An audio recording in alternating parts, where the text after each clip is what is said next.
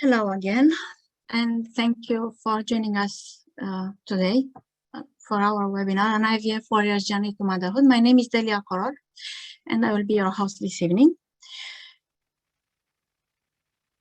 I would like to introduce you to our esteemed panel, Dr. Venkat, Director of Fertility Clinic, Samantha Knight, our Embryology Lab Manager, Miss Rachel Dyer, a lead nurse, and our IVF warrior, Nicola Manashe, and of course, baby Anastasia, who maybe wants to say hello as well. Say hello. Bye. Good girl. We suppose Dad is on duty tonight. When you are the host, you are in the panel. Yes, Nicola? Yes. So tonight, it's going to be a presentation, and we'll cover how the journey, Nicola's journey to have baby Anastasia. Dr. Venkat will start with how the journey began, followed by Sam, who will talk about embryo assessment. Then again, Dr. Venkat will speak about immune testing, and Rachel will talk about the importance of being there. And Nicola, our IVF warrior, will talk about her journey through a patient's eyes. The event will be recorded and uploaded on our website in due course. At the end, it's going to be a Q&A session. Please raise your hand or submit questions via the chat or chat option. And if you would like to say anonymous, that's fine. No need to say your name, and the camera will be off. And without further ado, I would like to hand over to Dr. Venkat. And the microphone, Dr. Venkat, is off. Thank you, Delia, very much. Good evening, ladies and gentlemen. I like the word IVF warrior. I think anybody going through IVF, we have to say they're all warriors because the journey is so unpredictable. Each person's journey is very different. So they have to be prepared for that. And first of all, I will say it's a good idea to go with some positive vibes and positive mind. Okay, there is a lot of uncertainty in the journey. We don't know what is going to happen. We don't know the outcome. However, if we say, look, we are going to do our best and we hope for the best. That is the way we should think about it and go with the flow. We should not fight in every stage, then it becomes difficult. It stresses the person, stresses everybody else, and then it's not a good scenario. Okay, now let me talk to you about the importance of all these preparations for this journey. First of all, we need to know where the issue is. Therefore, we can then offer the correct treatment. If we don't have a good diagnosis, then you don't know where you are. You're going blindly, and we are going to offer some blind treatment. That is not the way to proceed. So we have to do all the investigation, find out if there is any issue, deal with it, and then go for the treatment.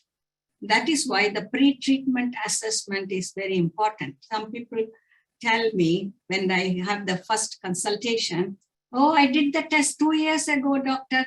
Everything was normal. I don't like to repeat it. 2 years ago is a long time in fertility. Things can change. And also it depends on the age of the person. If you are a 25-year-old, then it may not be a big difference. However, if somebody is 41-year-old, in 2 years, things can be upside down. So it's important to do the assessment wherever you go for the treatment. You have done it in other clinic and they do it in a different way because they plan their treatment slightly differently. Therefore, it's better to do the assessment in the right way. And Delia, could you please give me the next slide? Okay, so what are we going to assess in the first initial consultation? That's called comprehensive fertility checkup. That involves checking the female, and I always say, don't forget the male. That's also important because most of the time the male partner is forgotten but Sam will tell me how it's important to do the semen analysis and the other tests for the men. So if you look at it, the female, you can say that, I know this slide is such a busy slide. I'm not going to read line by line. We can say that, so to make an embryo, we need egg and sperm. So we need to check whether the woman has got good number of eggs, that is the ovarian reserve, and good number of what are her hormones like, so that how the ovaries are functioning. That's what we want to know.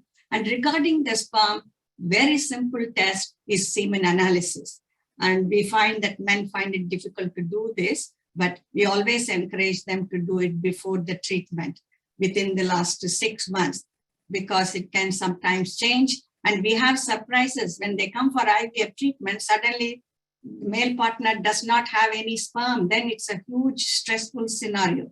Therefore, it's better to check. And the additional test is sperm DNA fragmentation test. Then we make the embryos. Once the embryo is created, then we have to implant the embryo in the uterus. So that is like the bed for the embryo. We have to check, is it in good shape, good position? Like, is it good for implantation? That's why we check for the structural abnormalities of the uterus by simple procedure called saline infusion sonography. Or if there is a abnormality like septate uterus or some polyp, which should not be there, then we perform hysteroscopy, which is viewing the cavity of the uterus with the camera and dealing with the pathology. That means like polyp or any fibroid inside the cavity can be removed at the same time. And then we also check the physiology of the uterus. That is the new test called endometrial receptivity assay and Emma and Alice. That is to see when we put the embryo. There is a saying we are all familiar with, that is, you have to be in the right place at the right time, not before everybody comes, not after everybody has gone. Then it's too late, you have missed the bus. Therefore, we say that we have to be in the right time. That's what we check by endometrial receptivity assay. When is the implantation window? That is when we have to plant the embryos. And then next comes the immunological issue. See, the first part is the embryo. And once the embryo is okay, then next comes the implantation. Implantation, we have two issues. One is the structural problem. Other one is the functional one. That is, there are some immune factors which can interfere with implantation. So that is called reproductive immunology. And we do this immunological test to find out any abnormality. And there are treatments we offer. Next slide, please, Julia. Now I'm going to pass on to my colleague, Samantha, who is in charge of all the embryos. She's the god of small things. So she will give us her views about the embryo and how to get the right embryo. Thank you, Dr. Venkat. Okay, so we're going to talk about embryo assessment. So historically, we look at two things. So we look at morphology, so how the embryo looks, and kinetics. So if the embryo divides to the right cell numbers at the right time.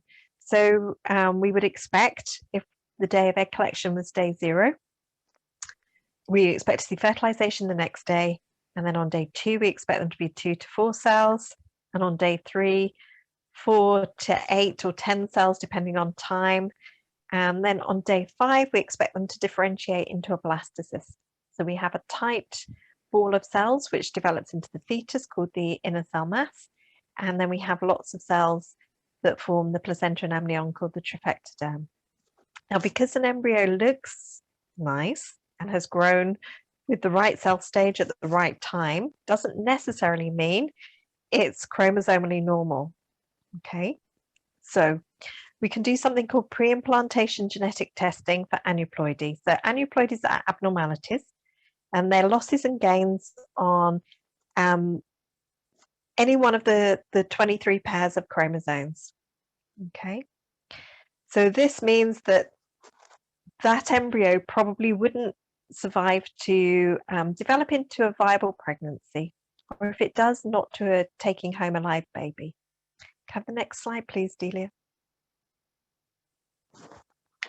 So at Harley Street, about 80% of our cycles use PGTA. All right, and this graph that's supplied by Genomics, which I believe is the company that we use for our diagnosis, shows quite clearly how the difference with maternal age is to the number of, or the percentage of embryos which are abnormal. So if you're over 42, then it's about 80% of your embryos will be chromosomally abnormal. Okay, whereas at the lower end, if you're less than 35, it's about 51%. Okay. So by testing the embryos, can I have the next slide, please, Delia? And this slide shows this quite well. So if you look at the first slide, the first graph on this slide, the live birth rate per egg collection, it shows quite nicely that as you get older, the chance of you achieving a live birth with an egg collection decreases with maternal age. Okay. And then second graph shows the live birth rate per embryo transfer, with the pink being embryos that haven't been tested with PGTA and the blue being embryos tested with PGTA. So if you're in an over 40 age group and we test your embryos, we're looking for 20% of embryos that will be normal to have a replacement. And as you can see, if we can put one of those embryos back, it takes somebody who's over 40 up to the 50% of a chance of achieving a live birth, compared to with about 15% without testing. Now, obviously, the last graph shows the miscarriage rate. And obviously with testing with PGTA, it reduces the miscarriage rate, but it doesn't take it down to zero, because there are obviously other reasons that people can miscarry apart from abnormal embryos. And I'm sure Dr. Venkat will discuss that in a few moments. Can we have the next screen, Delia? Thank you. So we go back to Dr. Venkat. Okay, right. So Sam has discussed about the embryo side of things. And as long as we got the right embryo, now it's my job to put the embryo in and make sure it implants and the pregnancy is supported. That's what we see. You know, you might not believe this story. This is a true story which happened in our clinic. We had a 42-year-old woman, and she came from Middle East, I think Kuwait, and she had 8 IVF cycles in Israel and Saudi Arabia and another place. So then she just flew in on day one of her cycle, saying that she wants to start IVF. And every cycle she had IVF, she was successful. However, she miscarried after every treatment. So 8 IVF, 8 miscarriages. And she said, I want to start. I said, no. We don't start like that. We have to do all the investigations. Most importantly, if you have miscarried, we have to check your embryo, make sure that embryo is chromosomally normal. And on top of it, we must check if there is anything which can interfere with your implantation. And we checked her uterus, everything was structurally normal. And the next part is the testing the immune system. And you may not believe when I say this, she had the test, we found some abnormalities, we treated it, and we took the chromosomally normal euploid embryo and we placed it inside, and she went home with a little girl. This is a true story. Such things happen in our clinic. We have had patients coming from 5 unsuccessful attempts at other places, and they do this and then it works like magic. And anyway, Nicola will tell you more about this tests and the treatments, because she has experienced this from that other side, whereas I am telling you from the professional point of view, so she will tell you. And why this is important is, I put it in very simple layperson's terms, the body can reject the embryos or embryo. If we transfer, these days we transfer one embryo. So the body can reject the embryo. So if the body rejects the embryo, that is due to some factors where the body is not able to keep the embryo. And that is because, as you can see, 50% of the embryo is genetically from other person, the male partner, so foreign. That's why the body can react.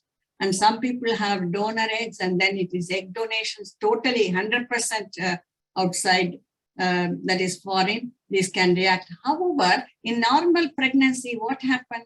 The system adjusts itself. That is, it undergoes immunological adaptation, or we call it immunological tolerance to the pregnancy. Therefore, the immune system gives in, and therefore it's able to tolerate the fetus developing inside the embryo. Supposing someone's immune system is on overdrive or overactive, this adaptation cannot happen. And then they end up with either implantation failure or miscarriage, mostly miscarriage. See, that's what I was trying to tell you here. And it can also present as miscarriages, early pregnancy loss, and failure of implantation. Could I have the next slide, please, Delia? So what do we test? So I say that there are 4 factors we test here. Let's go to the basics, then it's easy to follow. Keep it simple. First one is thrombotic risk factors. That means any blood clotting issue. That's what we are checking. Somebody has got a high risk of venous thromboembolism or blood clots quickly. We call it sticky blood, in which case there are some clot formation when the placenta is being formed. And that similarly in the early stages of pregnancy, there are some clot formations, and that reduces the blood supply to the embryo, fetus, everything. And therefore the development is affected and the baby doesn't survive. That's why you see missed miscarriages, or even before that, implantation is prevented. That's called recurrent failure of implantation. So that is the first factor. Second factor is autoantibodies. There are some antibodies in our body which are part of the defense mechanism. They protect the system, human, from the bacterial infection or viral infection, any infection from outside. But sometimes what happens, they turn against our cells. That means they act against the antigen in our body.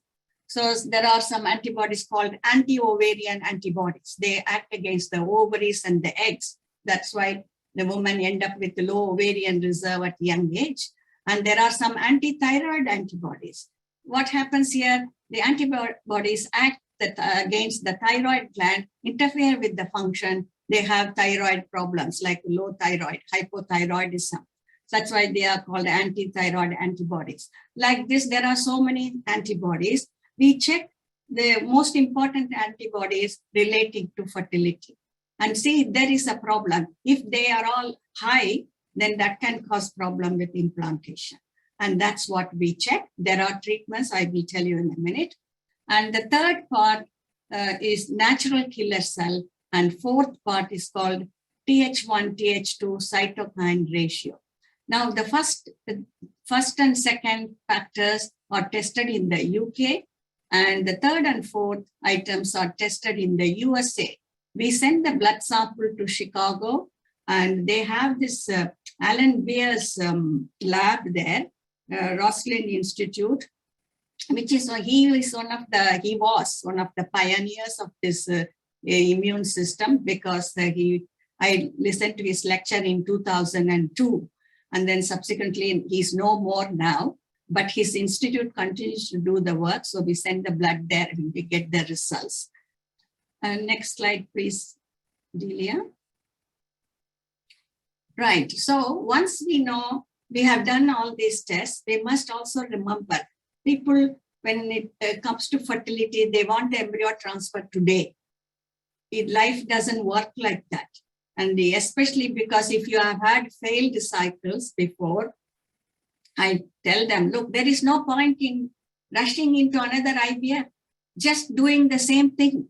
And you can't expect a different outcome. Therefore, you have to be patient, do all the relevant investigations.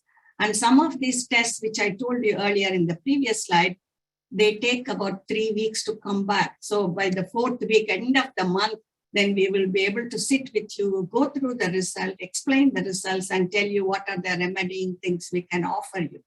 And that's what is important. We have to be patient. Everything has to have its own time, and then we go for it. Because I get this from all the patients. Oh, you are delaying it. I wanted to have embryo transfer in April, and because of this treatment, I can't have it.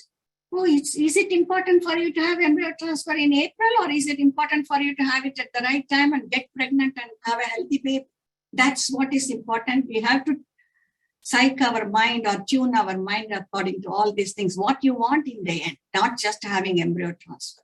Okay, so once we find out what the problem is, then we can correct the issues. So basically, as you know, if there is any blood clotting issue, everybody knows that we use blood thinners and aspirin. So blood thinners are usually given in the form of mini heparin injection and aspirin tablets.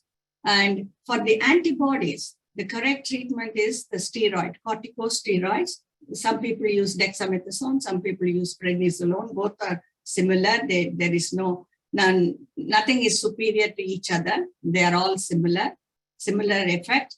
And they also have some side effects. People tend to put on weight a little bit. And some people find it difficult to sleep with the steroids. And one more thing about steroids is when you stop it, should not stop it suddenly. Some people don't realize this. They tell me, oh, the nurse gave me 2 boxes, I finished, so I stopped it. No. If you are running out, please ask the nurse whether you can stop it or continue. Please, you can never stop it suddenly. And one more side effect of steroids, I tell all my patients that there is a small risk of baby developing cleft lip and cleft palate. And so people understand, and we have to assess the risk and benefit and then decide for it. And the next 2 items are called intralipid infusion, which is a fat emulsion given in the form of a drip. And see, if you eat fat, actually it makes all of us fat. It's not good for body. However, if the fat is given in the form of intravenously in the form of an infusion, it has got beautiful effects. It suppresses all these natural killer cells and brings the level down. That's what we want. And corticosteroids also work with the intralipid infusion, bring the antibody levels down. And then you can see the difference after the treatment. Everything is down. The embryo is protected then. In the implantation is protected. And there is another stronger one that is called intravenous immunoglobulin. We have to be careful with this because some people have side effects. But before administering this, we check whether the liver functions are all right with that woman, and also immunoglobulins should be in the normal range. Otherwise, it can interfere and they might have side effects. Therefore, we check all these things before we give any of this. The idea of the difference between the two is when the TNF, that is TH1 and TH2 cytokines are high level, then we have to use intralipid infusion. But if they are very much raised, that is significantly raised, more than 40, it should be less than 30%. If it is more than 40, then intralipid alone is not good enough. So we give intralipid before the treatment, and during the treatment, we have to use intravenous immunoglobulin. Only then the level will come down. But another side effect of this is it's very expensive. I'm telling you honestly, it is expensive, but at the same time, that is the way this product is. We can't do anything about the price. It's not the clinic which is charging you more. Wherever you go, it will be expensive, but it works like magic. I can tell you that. Patients who have used this, they will be able to tell you. Next slide, please, Lilian. Okay, now I have talked about immune issues, and with all these treatments, you need always a support. Somebody has to hold your hand, reassure you, saying things will be all right. We are here to support you. That's what our fantastic nursing team does. And our lead nurse, Rachel, is an example of that. And she will take over from me and go through the rest. Thank you, Rachel. Thank you, Dr. Venkat. So, as Dr. Venkat has already said, we are privileged, I feel, to be part of your journey, your fertility journey that you're coming through. And fertility is usually something that's quite personal to the couple alone, and therefore nobody gets to know about it. But because you're coming to clinic for assistance, we are participating in that journey. So you are maybe opening yourself and maybe a bit vulnerable, but we are there to help you and to hopefully give you the outcome that you will want at the end of this. So as support from the nurses role, what we tend to do is we will see you once you've had your consult with the doctor. We then talk you through the regime that the doctor has planned. We tell you the preliminary tests that you need to do and guide you through the screening that's required, and also consent things that you may need to do as part of your treatment, as part of the assessment as well. And then once everything is in order, we will actually explain the medication, how the treatment is going to be, how the treatment is going to take place, what medications are taken when. We also do demonstrations and show you how to use these medications, of which some are injections. We tell you how to store them. We tell you all things. Right, I think you can't hear me very well. Let me put my volume up. Can you hear me all right or not?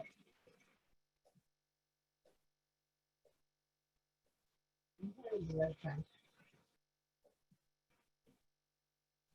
You're really quiet, Rachel. I don't know how to make my volume go up. Yeah, that's what I said, volume, increase volume. There is a speaker sign on the keyboard. Press that one on the right hand side. On top. Keyboard. I'm not seeing it.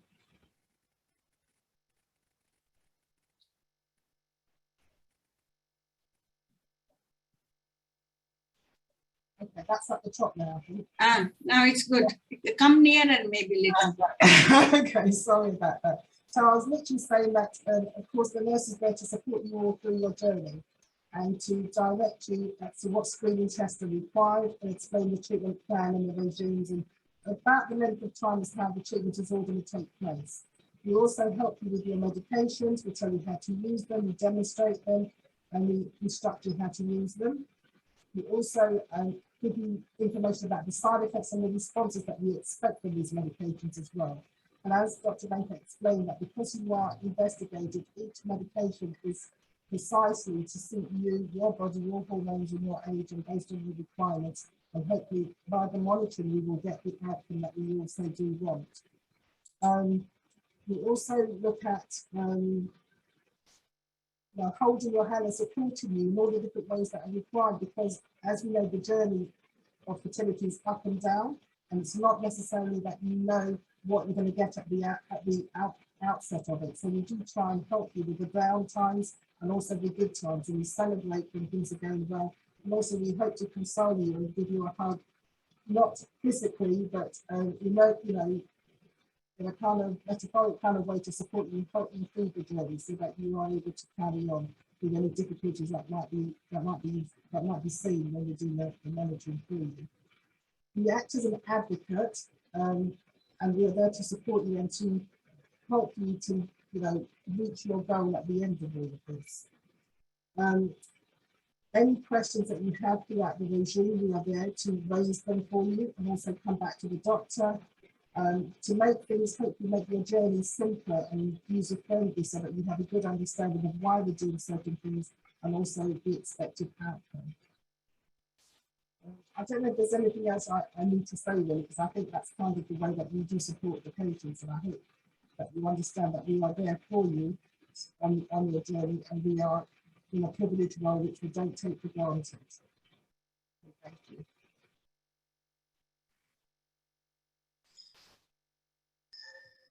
Thank you. I think it's Nicola's turn now. We hope she's ready. Hiya. So bear with me with baby on my lap.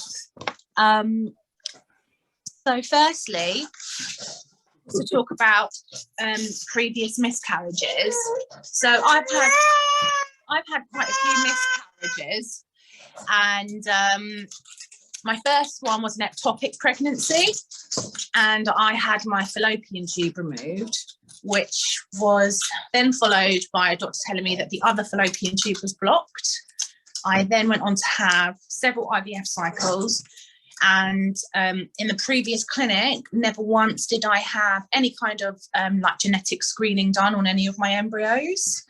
Never once was I given any sort of intralipid treatment, steroids. And yes, I went to see Dr. Venkat, and obviously the treatment plan was extremely different. So yeah, like I said, going to Harley Street Fertility Clinic, Dr. Venkat saw my situation, read my medical records, saw that Alex also, like Dr. Venkat said, it's about the male as well as the female, saw that Alex had a lower sperm count. I was eager and desperate, as Dr. Venkat can tell you, to start immediately, but she said, you know, we can't rush these things because ultimately nobody wants to go through another miscarriage again. So I wanted to do things the right way through Harley Street Fertility Clinic. And we had lots of testing done. I had my bloods taken as well for natural killer cells. Alex cleaned up his diet.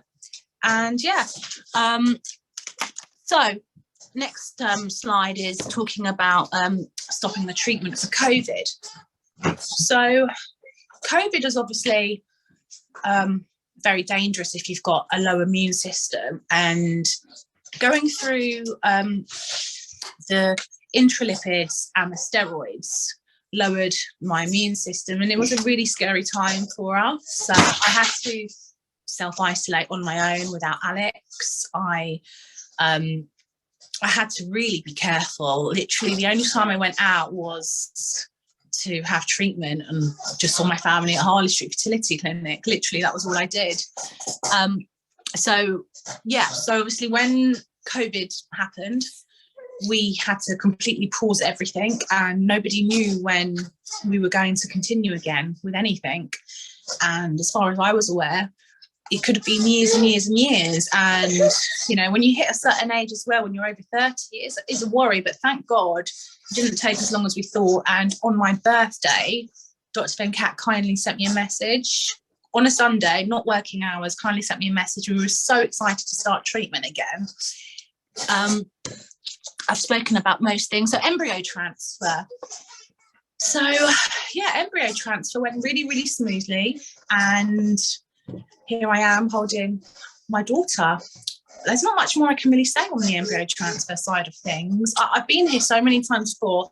So, I mean, for me personally, I wasn't sedated. It's a very relaxed, beautiful atmosphere. The only thing that I would say was really upset with, because of COVID at the time, no partners were there. But we could FaceTime, so I had one of the nurses phoning at the same time. And I don't know what it's like in other clinics, but in Harley Street Fertility Clinic, you can actually see the embryo being implanted back on you on a big screen, which is really lovely to see. Delia, you can have the next slide, please. So we actually had 4 embryos. Actually, sorry, there was 5. One of them because they were all frozen. One of them when they were defrosted, yeah, it didn't survive. It was always discussed, because of all the multiple miscarriages that I've had, was to have 2 implanted for the best chance. And now I knew that having 2 put in could possibly mean twins. Now, I would have loved to have had twins, and when we did put the both in and I had my pregnancy test, we were all very excited. So yeah, sorry, I just lost my trail of thought just reading a message on there. So I was really excited, had my pregnancy test and all was well. You can see 2 yolk sacs on the scans. Unfortunately, there was only 1 heartbeat. So you can still see the 2 egg yolk sacs. And it's called, now I've learned from Dr. Venkat, it's called a vanishing twin syndrome. So a few months after, it just kind of disintegrated, and this magical embryo survived the pregnancy. Well, what can I say about the pregnancy? When you've gone through multiple miscarriages and so many failed IVF cycles, it's really is a worry when you're pregnant. And I don't want to make it into a negative at all because I'm sitting here holding my baby, but you know, it still puts you at a higher risk of miscarrying. Well, it did in my head as well. And I had lots of scans. And the amazing thing about Harley Street Fertility Clinic is that they do check up on you. I felt so much more looked after. I had so many scans, so many phone calls from the nurses, from my doctor. So the pregnancy was quite an anxious time for me. But, you know, look what I got at the end of it, the birth. So because I've had so many miscarriages, I was advised to have a C-section, a planned C-section, which they've said to me was because to keep her safe, it would have been in a relaxed environment. Sorry. So yeah, we had a planned C-section on the 13th of July, and here is my miracle baby. Can I have the next slide, Delia?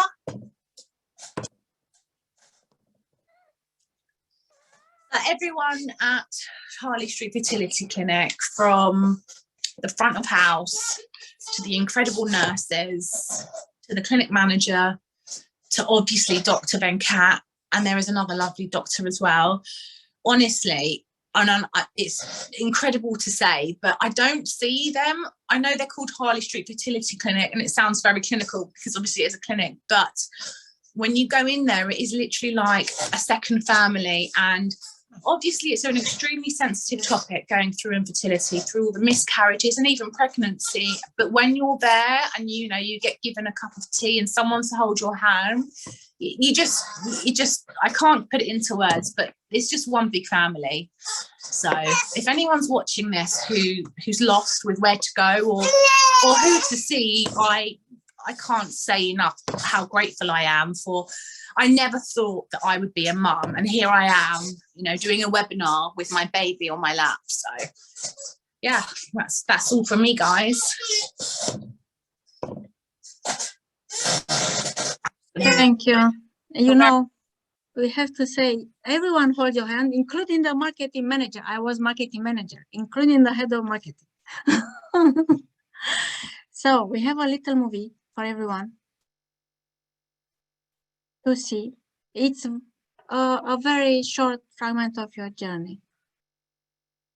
I hope the sound is on.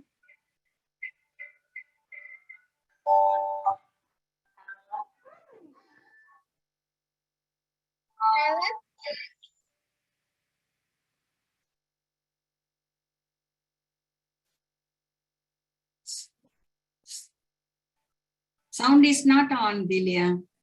Sorry? Sound. I hear it.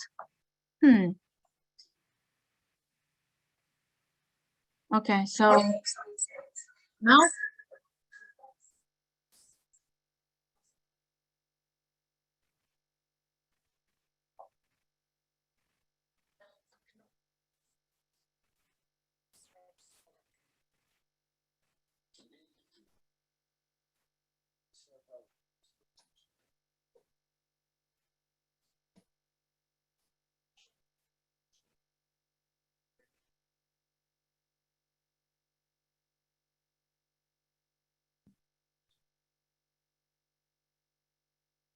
Yes.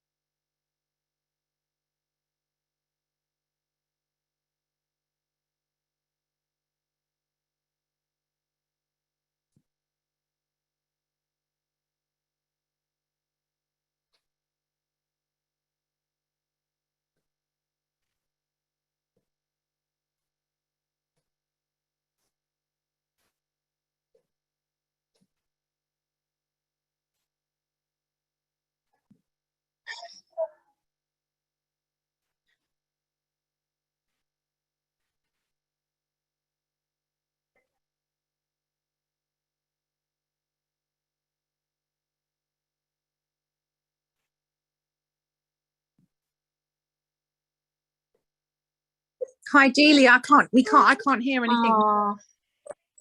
No? No, we couldn't hear anything, Delia. Okay. I will stop. It's a pity because it was everything. Yeah, in the beautiful journey. story. It's a beautiful story narrated.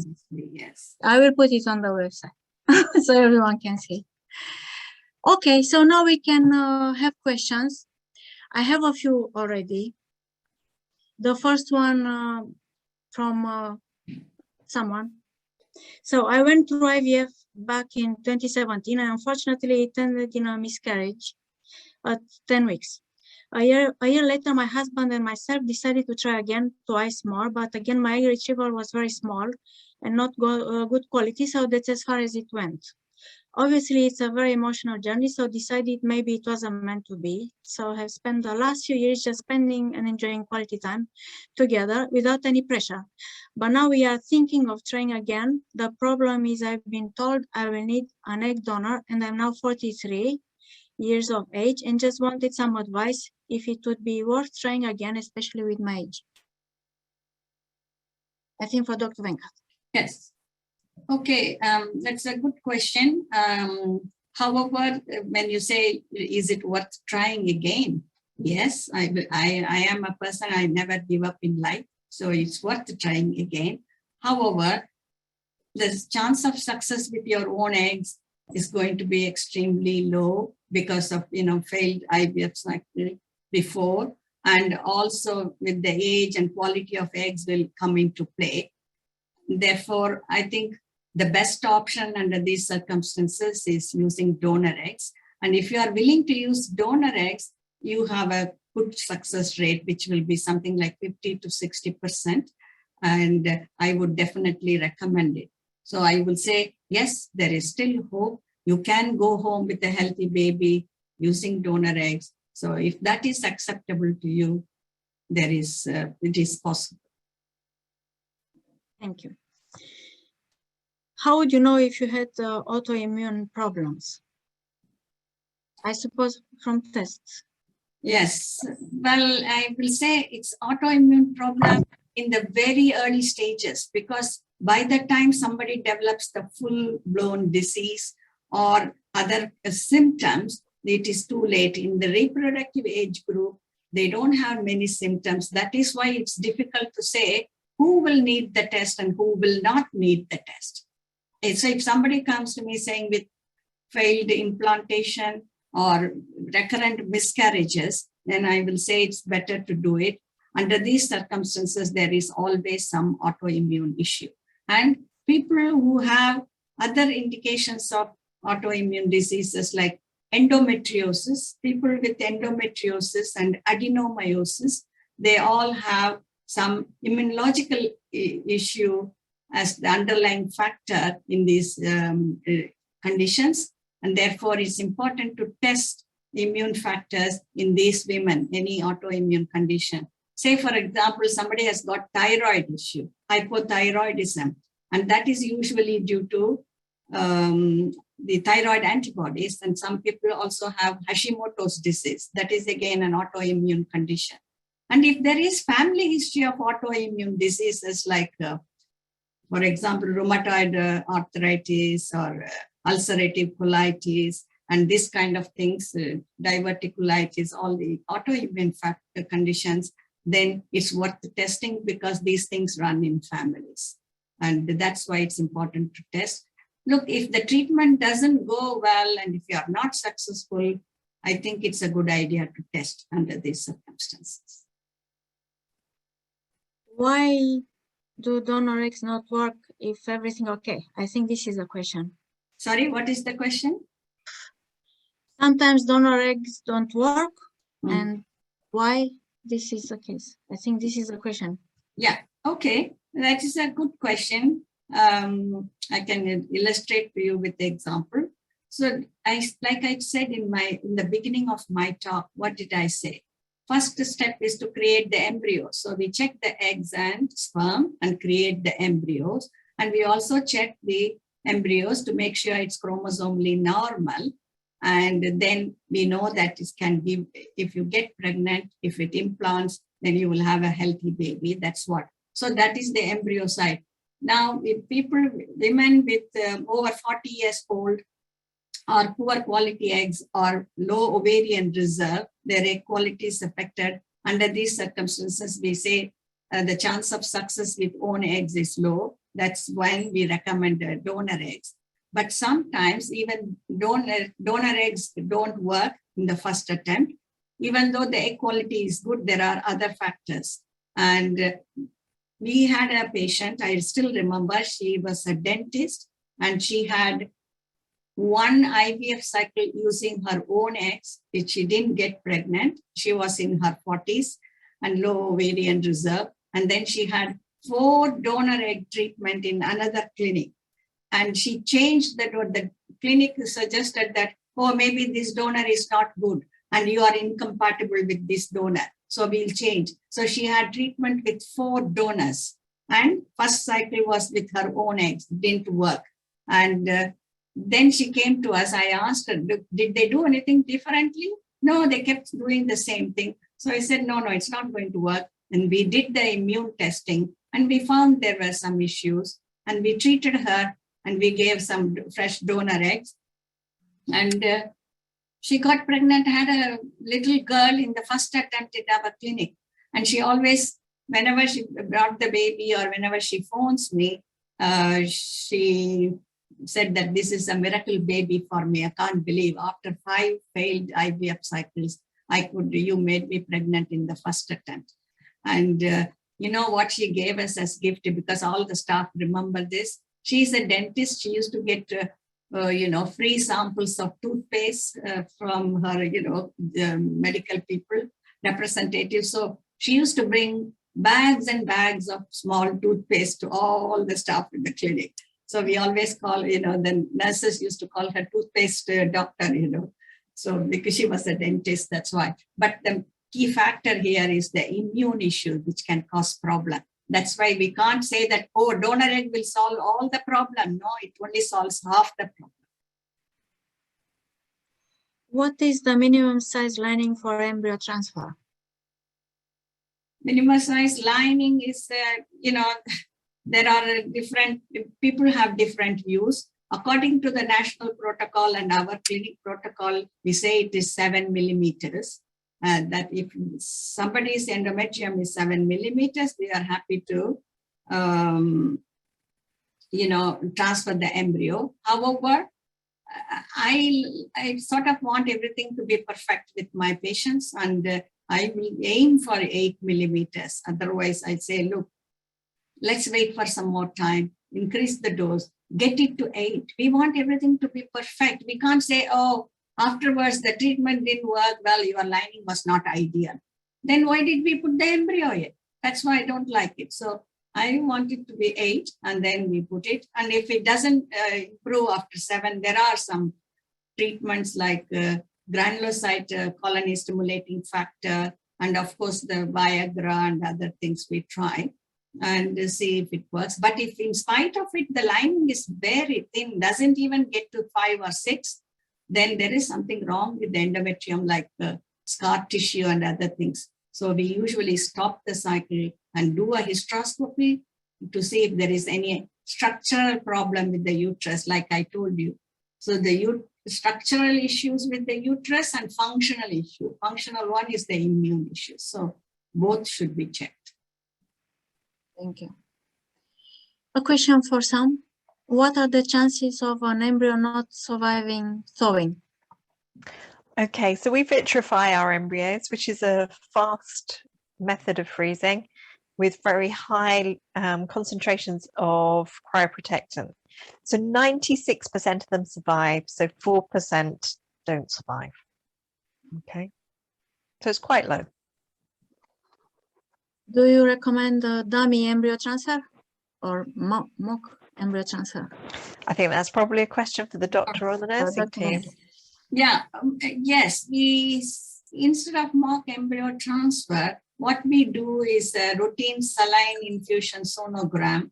And if people agree, we do the endometrial scratch also. The main thing is not the endometrial scratch, main thing is the saline sonogram, because we make sure we are not missing anything like polyp or some scar tissue in the uterus, because when we infuse the saline solution into the uterus should be able to expand nicely. That means it's able to carry the baby. Supposing sometimes, it's not able to expand, we put a lot of saline, it doesn't expand, it comes back. And that means there are some scar tissue in the uterus, and the woman will have also pain, then we don't persist with the procedure. The main reason is to check that, and then we know, because to do this procedure, we have to get into the uterine cavity. If we can, with the small catheter, if you are able to get into it, and with the saline solution, it opens up the internal os, also the cervical os nicely, and we don't have usually difficulty in the embryo transfers. I have had some cases with the surprise difficulty at the embryo transfer. Those cases would have been people who said, I don't want saline scan and scratch. So we didn't do it. Then we get caught because it can be tight. So in such cases, we try to do mock embryo transfer without the saline scan, so that we know that at the time of embryo transfer, there is no surprise. Thank you. We have been told we will need to do ICSI. How much will it cost? We are both 36 years old. So okay, that means there is some male factor issue if you need ICSI, 36-year-olds. So what is the question? Success rate or cost only? Lilian? How much it will cost? We are both 36 years old. Yeah. And also we live in Birmingham. How would that work? Well, we are used to treating patients from a long distance. Rachel will tell you. And then we are arranging scans nearer to their house. And the first scan, we do it in our clinic. So we know the starting point. We give all the medications. In between scans, of course, we arrange it locally. We have some contacts near Birmingham, Leeds, and other places in Kent also. So they have local scans, so they don't need to travel to our clinic. And at the same time, we'll bring them back for the last scan before egg collections to make sure we are booking them for egg collection at the right time. And that's very important. And we try to do things together rather than asking them to come for every item separately. When they are coming from distance, we do all the screening tests and other blood tests, and whatever we need to do, we do them, cluster them together and arrange it. The nurses are so experienced and they organize it very well. So that's how we deal with it for all the patients who are traveling from a long distance. And one advice would be, or one suggestion would be, nearer to the time of egg collection, maybe you can come and stay in B&B or somewhere near the clinic on the day before, so that you don't have to rush on the day. Sometimes, if you are driving, get caught in traffic and maybe late for the egg collection, which is not ideal. You're getting stressed and you might lose eggs if you ovulate. So that is last day, that is before the egg collection, you can come and stay. And then next day you can go back to Birmingham. So we can arrange that. And the cost of the ICSI, of course, IVF cost something like 4,800, 5,000, sorry. And the ICSI cost is 1,300. This is the real treatment. It doesn't include the medications. The hormone medications are expensive. That will sort of cost something like 1,000 to 2,000 pounds, depending on so many factors like hormone levels, the ovarian reserve, and weight of the patient. So many things are there. So based on that, again, the cost can vary. And other preparations like screening tests, saline scan, because we don't put the embryos unless we are 100% sure the cavity is clear. Therefore, saline scan and all these little things might cost you a little more in addition to this. We have all the prices in website, and also if you want somebody to send you email, we can arrange to send itemized, cost of all these things which you need, because each person's treatment will be different from others. So we can send you itemized price cost for all the treatments you need. We can do that. Has the clinic experienced a situation where the embryo blasted resulted to multiple babies? I think some can answer this. No, well, yes. Or the- I mean, the question probably is they are asking whether the blastocyst can divide and give rise to twins. That if that is the question, that is very rare. I don't think we have had such a case in our clinic. Sam is, yes, there is supporting me. We have not the situation. I mean, I've never seen one at our clinic. I've seen 3 in 30 years Yes. where one embryo divides into twins. So it's pretty rare, and it tends to happen with younger patients. Yes, if we test the embryos, we have to hatch them to make a little hole in the outer edge, which does increase the chance of that happening. But still, it is very, very rare that we see it. Correct. And, that is why we don't usually transfer 2 embryos. And we, like Nikki mentioned, because of the unsuccessful attempts before and miscarriages, we want them to go home successfully. And also, in addition, we want to maximize their chances. That is why we transferred 2 embryos in Nicola's case. So similarly, we rarely transfer 2 embryos in first cycle or second cycle. Thank you. I have recently gone through my 4th embryo transfer, which resulted in suspected ectopic pregnancy due to limited visibility on scan, but HCG rising slowly. I have 10% NK cells and was on steroids for my last transfer, which did result in a positive test, but obviously ended badly. What would you recommend changing? Well, first of all, I would say test your embryo. I don't know whether the embryo was tested and whether it's a chromosomally normal embryo. Any miscarriage, first step, don't worry about immune test. First, test the embryo. Because in Nikki's case, we were not sure whether the problem was due to embryo issue or the immune issue. And Nicola will tell you now, when she had used up all the embryos there, she had only 1 embryo. So we didn't want to test that embryo first. We did a fresh cycle for her, and she had 5 embryos we tested, and we found that 4 embryos were chromosomally normal. That means most of her embryo in the previous cycle would have been chromosomally normal, but still she miscarried. So we know that her issue was immune problem, and that's why we did immune test as well and gave her all the immune treatments such as steroid and intralipid infusions. So I would say in your case, it's not only the immune testing, we should also test the embryos first, because that is the source of your baby. That has to be a good one first to start with. Then only the support work comes in. Thank you. I went through early menopause in my late 30s. I'm now 42, but my younger sister, who is 32, has offered to donate her eggs to me. Would the fact that I've gone through early menopause have a detrimental effect on my ability to carry a pregnancy with my donated eggs? Thank you. No, not really, because the premature menopause, I'm sorry to hear that. Nowadays, we see quite a few women in younger age going through menopause. That's called premature ovarian failure. And that only affects your ovaries. But the success rate with the donor eggs, because we are changing the eggs, we are giving you good quality eggs from the donor, this pregnancy should be successful, provided your uterus does not have any structural issues, and like polyp or fibroid or septum or anything like that. And also you have no immune issues. Sometimes we have to know that premature ovarian failure could be due to some chromosomal issues, or sometimes it's due to autoimmune issues. We find that people who have autoimmune diseases, they have low ovarian reserve.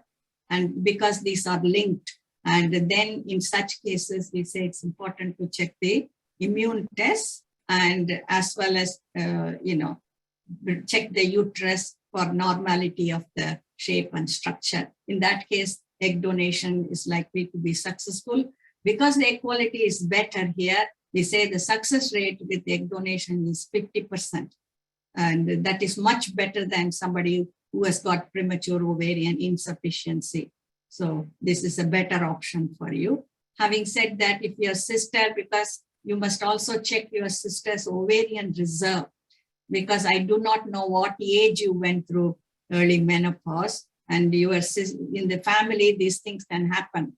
And therefore you have to check your sister's AMH also. And the important other thing I would like to know is, has she had any kids herself? These are all the important consideration before deciding to use your sister's eggs. Thank you. Is there an age cutoff for treatment using donor eggs at your clinic? And do you have a policy on only transferring singleton embryos after a certain age? Thanks. Yes, that is a very good question. Recently, we had an issue like that. I'm happy to share it with you. Yes, our age cutoff is, say we treat women up to the 50 years. That means up to the 51st birthday. And that doesn't mean we don't treat anybody over that age. Over that age, we have to consider the individual merits of each case and decide based on the case merits. And anybody over the age of 51, we request them to speak to our counselor to see that whether they have good family support, friend support to look after the children. This is important because of the welfare of the child if something happens, because they are slightly older. And we also ask them to get a letter from the GP saying that the woman is physically fit and there are no contraindications to her carrying a baby.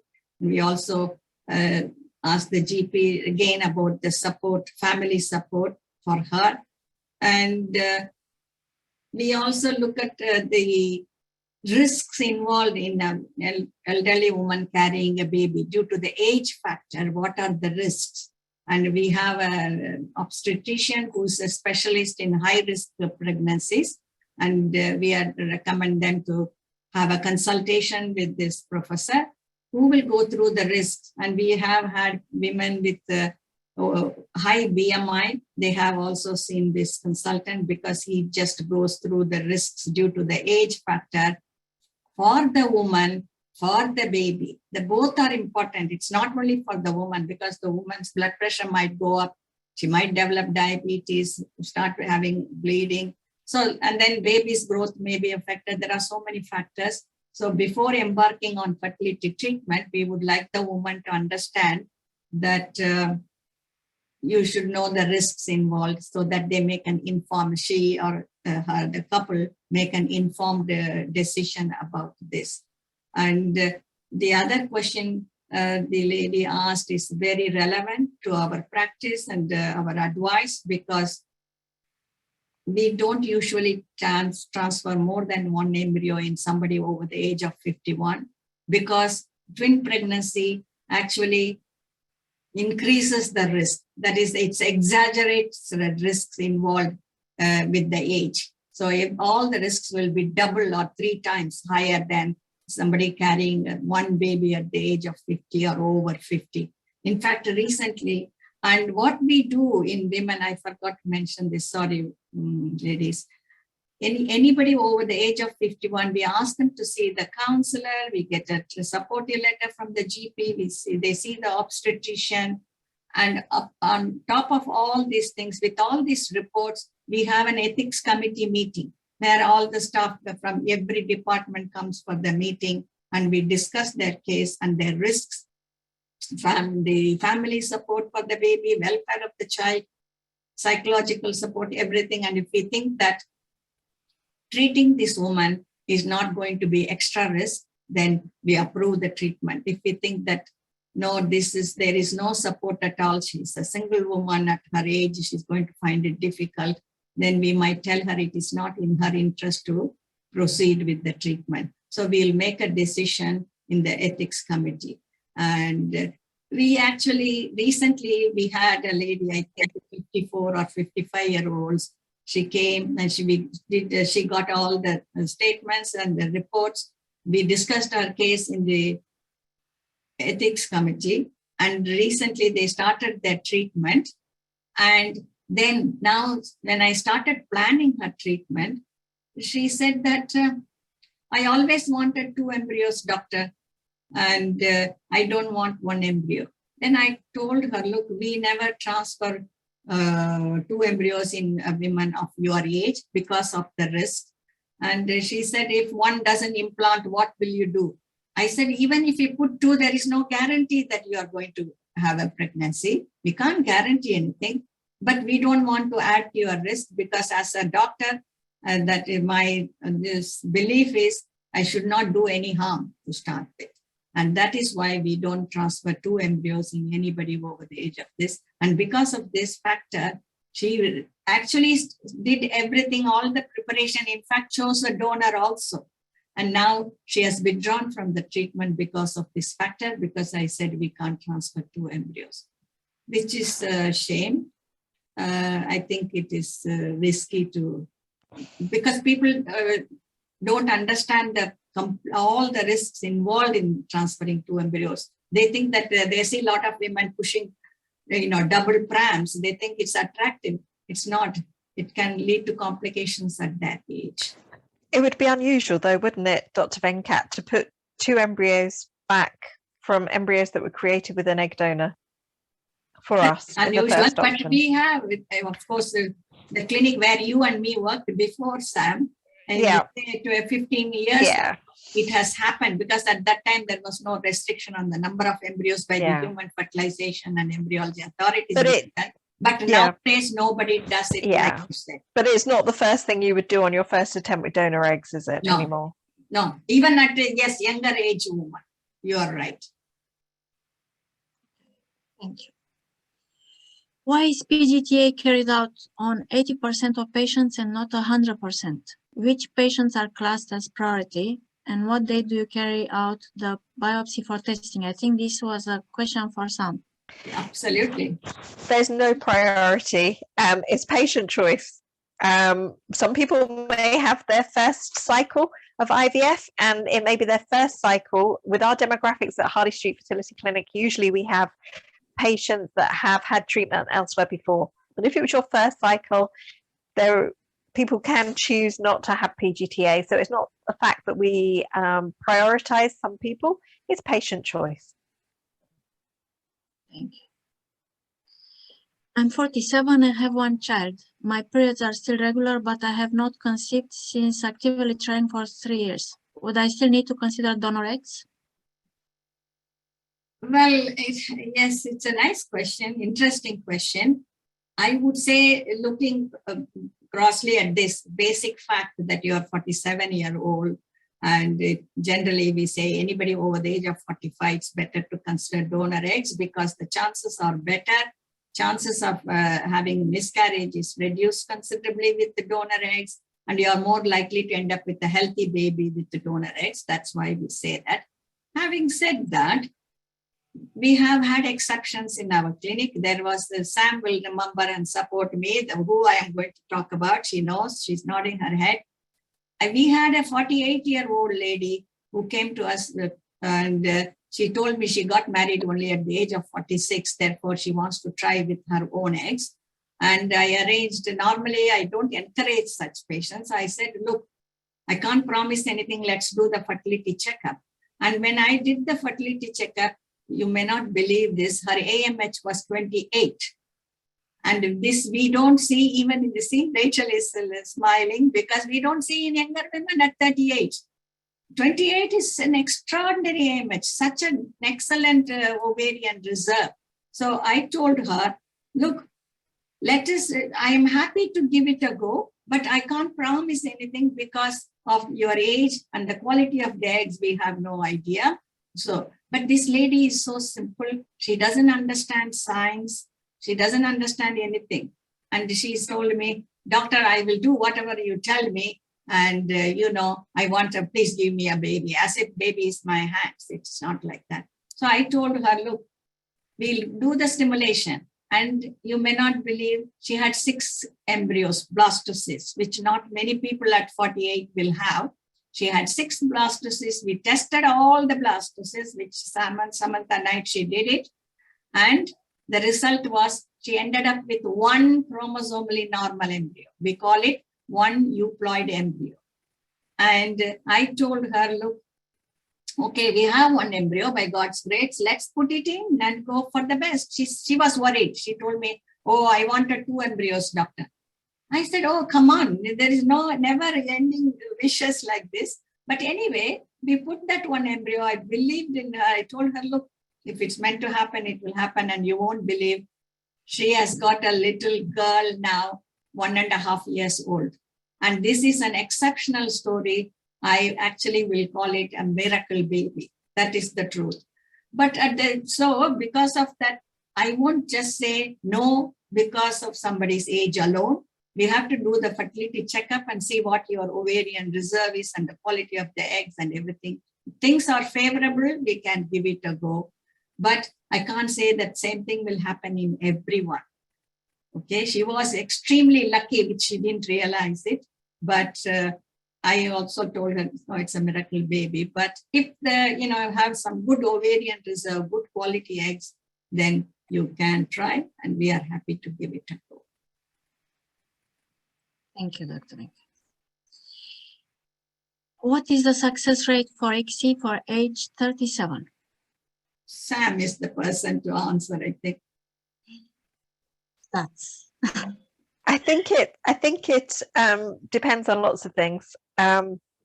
Obviously, if you're going to screen the embryos with PGTA and freeze them and replace them back, one in a frozen embryo transfer cycle, it's probably between 45 and 55%.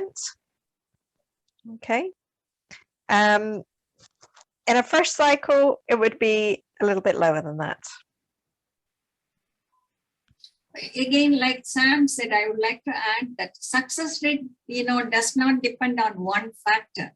It depends on so many factors. Each person is different. Each case is different. We can't say every 37-year-old is going to be the same and their success rate is going to be the same. No. One 37-year-old might have better success rate. Another one may not have such a good success rate. So there are so many factors to consider. Yeah, I mean, across all age groups, if people have PGTA, have the embryo frozen and have one embryo transferred, it's about a 50% pregnancy rate. All right. So it depends on the individual in the case. Thank you. Would you check ovarian reserve and quality before recommending donor eggs? If you want to try with own eggs, that's the first step we recommend. If some people are not able to decide, look, I don't know, I am 43, I don't know whether I should go for donor eggs or, my own eggs. Of course, everybody wants to have a baby with own eggs because it's your own flesh and blood. That is the first option, natural option.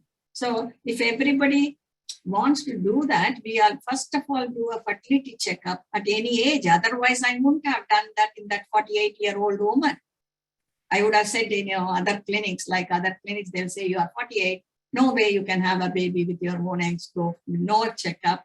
Let's go for donor eggs. It's not like that. They always check if they want, provided they are willing to pay. Because later on, I don't want the woman to come back and say, look, I wanted to use donor eggs. You wasted my money doing my fertility checkup. So if they want to do a checkup, they want to know where they stand. And if there is an opportunity to try their own eggs, then we can try it. But if they say, look, my eggs are not that good and I don't have many eggs, then I'm ready to move on to donor eggs. So we can do the checkup and then move on to donor eggs. Thank you. And the last question. I don't think I can pronounce this. Coeliac? The coeliac disease? Celiac disease, celiac disease. Does this affect fertility? And I'm sorry for my accent.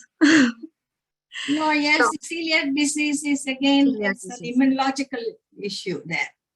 And so celiac disease is associated with immune issues and it does affect fertility. Some people with celiac disease do have low number of eggs or low ovarian reserve, and they should also check their immune factors before they put the embryo back in. But not everybody will have problem. It depends on the severity of the disease and other issues, or their lifestyle, how they are controlling it, whether they are in remission or not. So many factors, but it's a good idea to check. Thank you. I believe there are no more questions.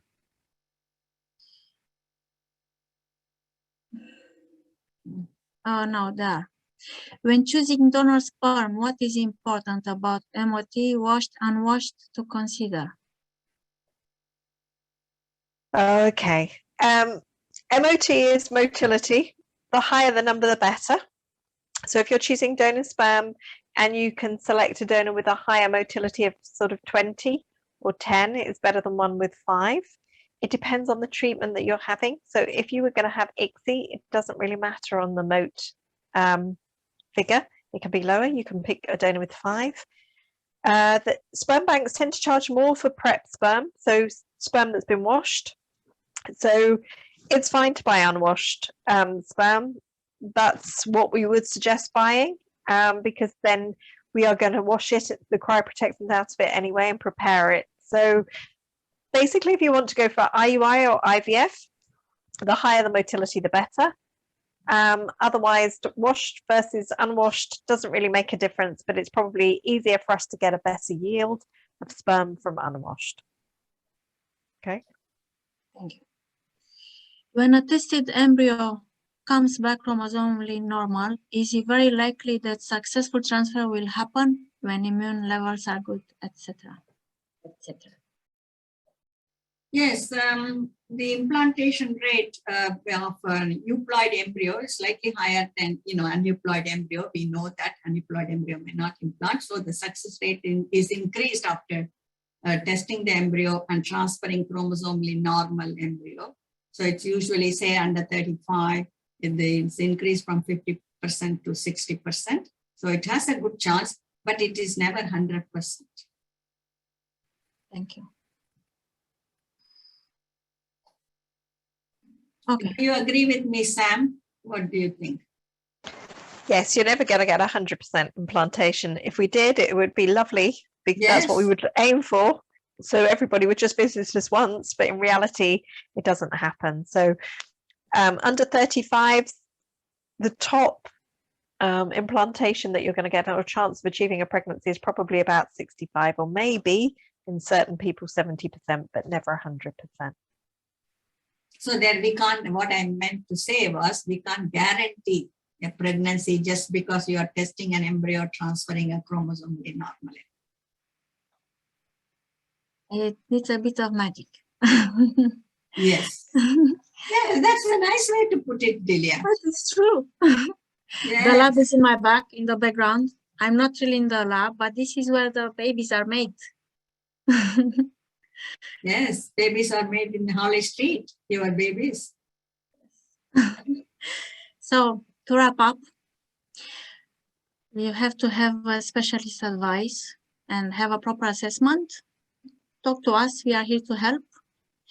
And a fertility discount code will be sent to all the attendees. Thank you for attending tonight. The next webinar, it's about egg sharing. Please don't forget to register. And I would like to finish this webinar by thanking our panel. Thank you, Dr. Venkat. Thank you, Sam. Thank you, Rachel. Thank you, IVF warrior Nicola. She's probably with Anastasia, putting the baby to bed. I'm here. I am here.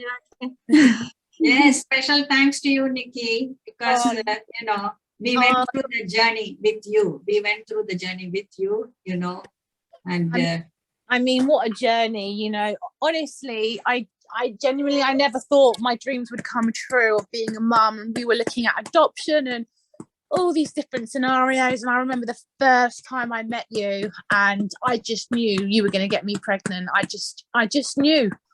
You are an incredible woman, and I don't think you give yourself enough credit. You really are amazing. And if anyone is listening that isn't with Harley Street Fertility Clinic, they changed our lives, and it's all thanks to Dr. Venkat and the amazing team behind them. Thank you for your kind words, Nikki. We appreciate it. And we want to make more women pregnant, make more babies in this world. Thank you. Please, we are looking forward to seeing you at the clinic. Thank you also to our attendees for tonight for attending our webinar. So see you at the clinic and at the next webinar. Have a good evening.